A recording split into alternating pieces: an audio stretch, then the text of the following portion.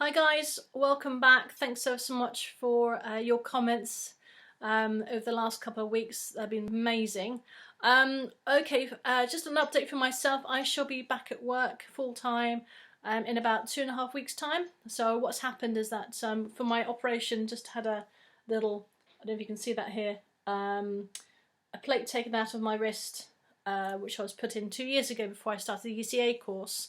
It's taken about 8 to 10 weeks to heal for the lifting and the handling, what occupational health require. But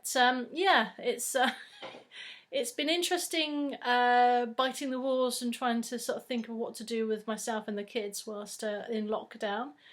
But yes, in 2.5 weeks' time I should be back at work. The kids should be back at school because of key worker, etc. And I'm, I have to say, a little bit nervous going back to work. One is obviously because the COVID-19, you don't want to bring that to your family door.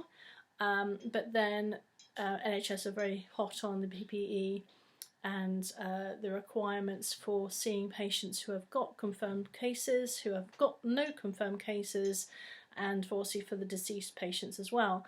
And the other, my other little I suppose, not a worry, but my thoughts are I'm hoping I remember everything I learned, and because you're always going to have a little bit of a skill phase over a few weeks. And so I have been still looking at my books, still looking at my OSCEs, and just to try and remember where things were on the vehicles, which is why when I go back I'm going to be going on to a couple of third mannings. It was called what they call them. Oh, my brain's going at the moment. Shifts that I can sort of reintroduce myself back into the system again, let's say. It'll come to me in a minute and I can't think what it is, but not enough sleep last night, sorry. But so my those things are going through my thoughts at the moment.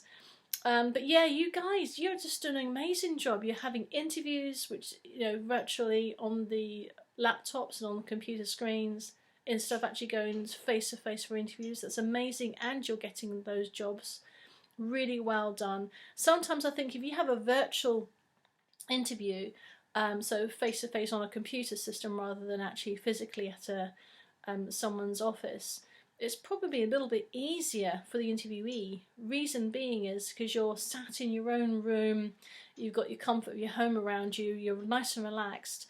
But that doesn't seem to say that you have to then dress inappropriately.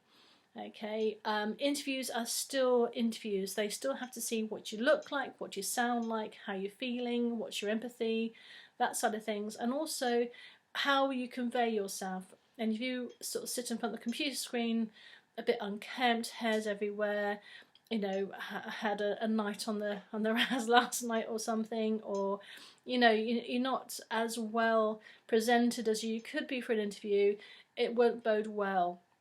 Okay, so if you have interviews on the computer system or through internet, please treat it as such. It is an interview. Okay, it's as important as going face to face with people as well. All right. Obviously things like, what you're wearing for shoes doesn't matter because you won't be seeing that, but a bit of common sense there would be good. And make sure that you keep your questions and answers very close by. And sometimes, in our computer system like a laptop, you can have your screen with a little bit of a notepad up here, so you can look at the notepad and ask questions, or rather than looking down a piece of paper and then asking the question. And that sort of shows that your facial recognition, the camera is still looking at you facey wise. All right. For those who are just joining the training, you'll learn all about the PPE and appropriate what to wear for the COVID-19 patients. And it changes from what I've seen on the NHS websites and the emails that come through the trust.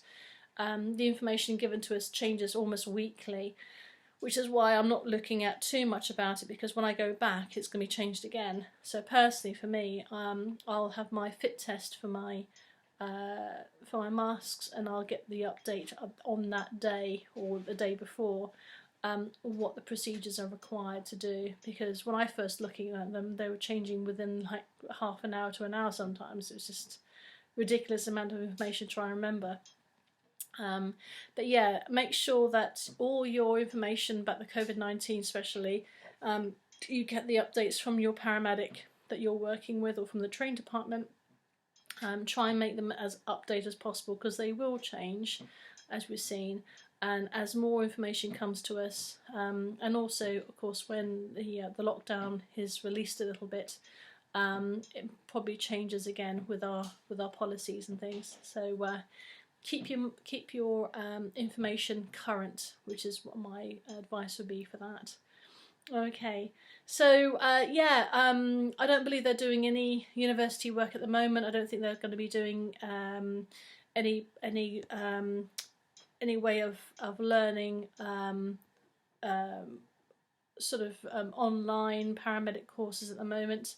I think what's happening is that they're going to wait for the lockdown to finish and then allow people to go on these courses for paramedic training. From what I understand, but don't quote me on that, it's not necessarily correct. Okay, right, okay, so my computer is just starting to slow down quite a bit, so what I'll end it here. Give us a shout down with any questions you have. I'll be most happy for any of your questions as usual. Place comments on that and I shall answer them as soon as I can. Alright, thanks again for contacting us, and stay safe, drive carefully, and we'll catch you very soon. Take care for now. Bye bye.